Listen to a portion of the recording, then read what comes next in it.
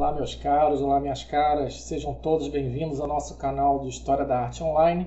Eu sou o Rafael Castells e você está assistindo ao ArtVupt, esse nosso papo jogo rápido sobre o mundo das artes visuais. Bom, no ArtVupt de hoje a gente vai falar um pouquinho sobre arte persa, mais especificamente sobre uma divindade, a divindade diria eu, mais importante do mundo persa. Os persas que eram também, assim como os mesopotâmicos, que a gente já falou em outro vídeo, os persas também eram politeístas, né? Eles acreditavam em vários deuses e também eram teocráticos, ou seja, o imperador persa tinha também o direito divino de governar. Né? Bom, se você certamente você já ouviu falar dos persas, mas se você está um pouco perdido, um pouco confuso nesses povos antigos, eu vou mostrar aqui um mapa para te desconfundir, ok? Dê uma olhada só. Bom, o que vocês estão vendo nesse mapa é o Império Persa entre os séculos 6 e 4 a.C. Né? Então, vejam só, os persas são povos, não é um povo, na verdade, que saiu originalmente daqui, onde vocês estão vendo essa manchinha mais verde escura, das planícies do atual Irã, não é? E se expandiram, veja o tamanho do Império Persa, né? Foi, como eu disse, o maior império da antiguidade em seu tempo, não é? E chegou até, vejam aqui, até o norte da África, a Líbia, dominou o Egito também, não é? E também dominou, aqui estão, olha, os povos mesopotâmicos. Aqui está o rio Tigres, o rio Eufrates, como eu contei em outro vídeo.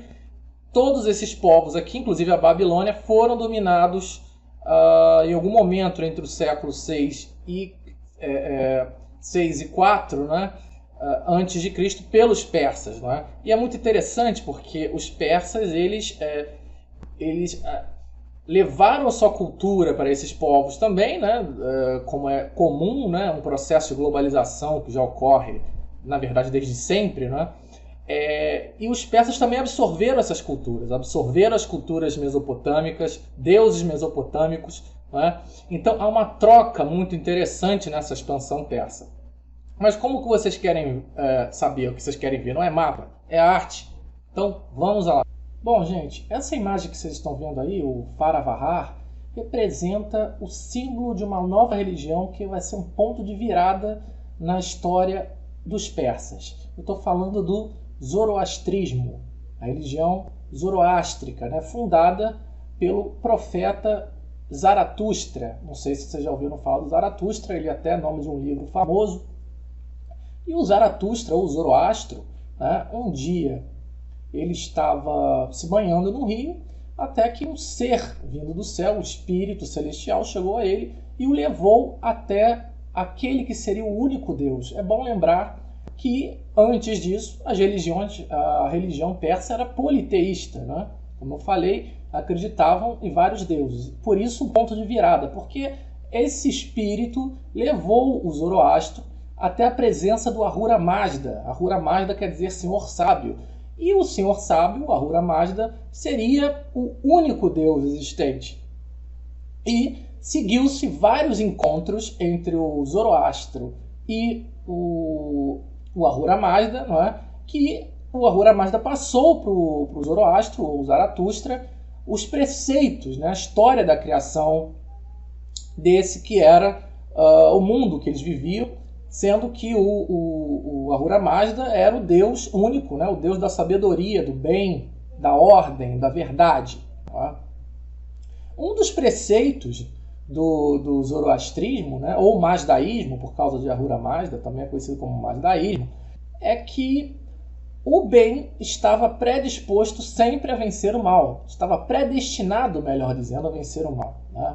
Então, portanto, o bem, que é representado pelo Ahura Mazda, sempre venceria o mal, que é representado por uma outra entidade chamada Ahriman. O Ahriman representa o mal, o Ahura Mazda representa o bem. Há quem diga que está aí a origem do maniqueísmo, né? Essa luta eterna do bem contra o mal, onde o bem vai vencer.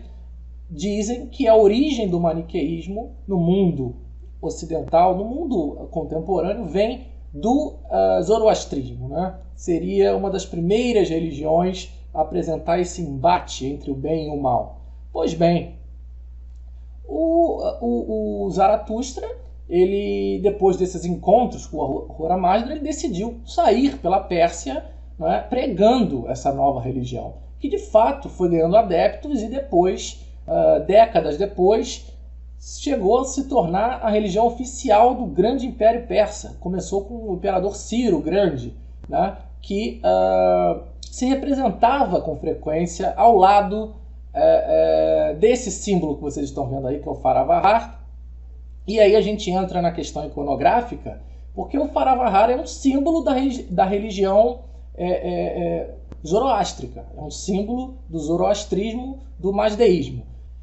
E esse maniqueísmo que a gente tem falado aqui, que é tão importante para o zoroastrismo, fica evidente nessa iconografia. Vamos fazer essa análise junto comigo. Vamos lá, gente. Olha só. Bom, aqui eu trouxe aqui um relevo, né, e uma representação desse relevo para ficar mais fácil de vocês entenderem. E o que a gente está vendo aqui, né, nessa iconografia do Faravahar deixa muito claro a importância desse maniqueísmo na religião zoroástrica, né? Para isso, vamos fazer uma análise dessa imagem que eu trouxe aqui. Aqui é um relevo, né? E aqui é um desenho para vocês verem melhor o que representa o Faravahar. Bom, vamos começar por esse homem aqui. Alguns interpretam como um homem, outros como um espírito.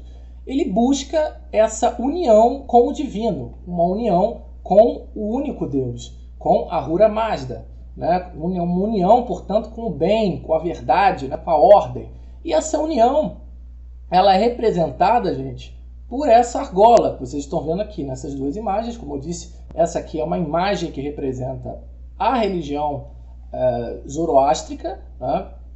Zoroastrista,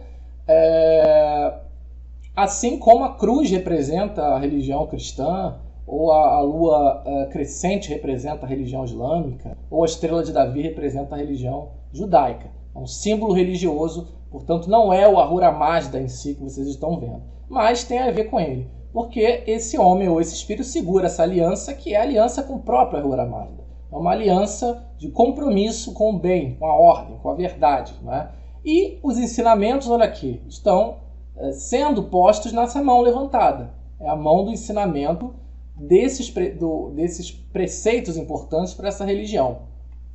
Outra parte da imagem que a gente vê também, a gente vê 3 camadas de penas, tá vendo? Ó, tem uma asa aqui atrás desse homem, e essas 3 camadas de penas indicam justamente os 3 preceitos fundamentais para você seguir o Ahura Mazda, né? Para você fazer essa aliança com o Ahura Mazda. E essas são as boas intenções, a outra camada são as boas ações e, por fim, os bons pensamentos.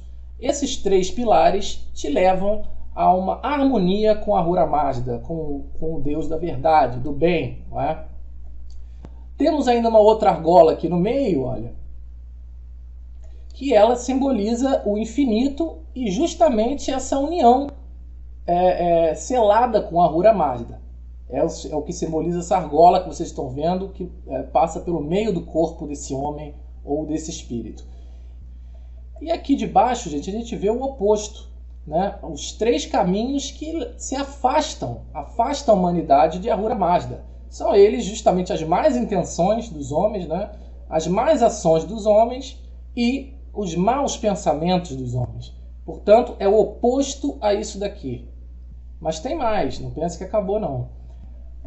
Essas 2 espirais que vocês estão vendo aqui, uma de um lado, outra de outro, também apontam para esse maniqueísmo, para essa oposição. Vejam só, a da frente é aquela força, aquela energia, força positiva que leva a nossa vida para frente, né? E a de trás é o contrário, é aquela força negativa que te arrasta para trás, né? Portanto, nós temos 2 caminhos, né? Essa é uma imagem que mostra isso claramente, né? A oposição, que é o caminho das boas intenções, das boas ações e dos bons pensamentos, e o caminho das más intenções, das más ações e dos maus pensamentos, que vão te levar para um lado ou para o outro. Portanto, essa imagem do Faravahar ela é muito interessante, porque ela é a essência justamente do mazdaísmo, do zoroastrismo, que é essa oposição eterna entre o bom e o ruim, o bem e o mal, que é o que representa basicamente os preceitos dessa religião. E aqui, só para vocês verem, que o zoroastrismo ainda existe no Irã. não é a religião majoritária, mas ela ainda existe. Aqui eu trouxe para vocês o Faravahar, que está esculpido na entrada, né, do templo zoroastriano de Yazd, no Irã, onde você tem uma concentração maior de pessoas que seguem o zoroastrismo. Mais uma vez nós vemos todos os elementos que eu mostrei no slide anterior, pessoal. Como eu falei, o símbolo dessa religião que reformou o Zoroastro. Ele, de fato, foi um divisor de águas na história da religiosidade e da cultura persa. Como eu falei, décadas depois da morte dele, das pregações dele, os imperadores persas, a princípio com Ciro o Grande, se converteram a essa religião monoteísta, ao zoroastrismo, e acredita-se, né, com a expansão do Império Persa, influenciou religiões vindouras, né, como o cristianismo e também o islamismo. Tá bom, pessoal? E aí, pessoal, curtiram o ArtVupt de hoje? Se sim, dá o seu like, deixa o seu like aí no nosso vídeo, ativa o sininho para não perder nenhum outro. E acompanhe também a nossa página no Facebook. O nosso curso de História da Arte Online também está no Facebook. Se você quiser saber mais sobre o universo das artes visuais, se matricule já no nosso curso de História da Arte Online, onde você pode aprender História da Arte de uma maneira bem simples, onde quer que você esteja.